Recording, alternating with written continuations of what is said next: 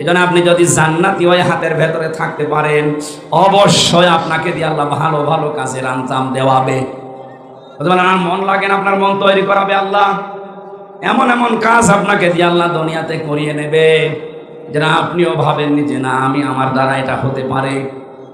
যে আল্লাহ আমাদেরকে এই প্রচন্ড গরমে একটা সর্বোত্তম ইবাদত আমরা যেটা জানি, আফদালুল ইবাদাতি তিলাওয়াতুল কোরআন।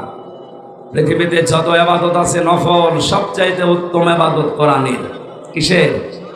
সেই কোরআনের জন্য আধা ঘন্টা 1 ঘন্টা সময় আমরা যারা এই কষ্ট করে ব্যয় করছি, আল্লাহ যেন জান্নাতে যাওয়ার একটা মাধ্যম হিসাবে এটা কবুল করেন, বলেন আমিন। আমরা কোনো কিছু পেলে খুশি প্রকাশ করি, আর আমাদের খুশি প্রকাশ করার জন্যে নাচ গান করা, ঢোল ডগি ডবলা বাজানো না। আমাদের খুশি হচ্ছে আল্লাহর প্রশংসা আদায় করা, বলেন আলহামদুলিল্লাহ। সূরা জুমারের 18 নম্বর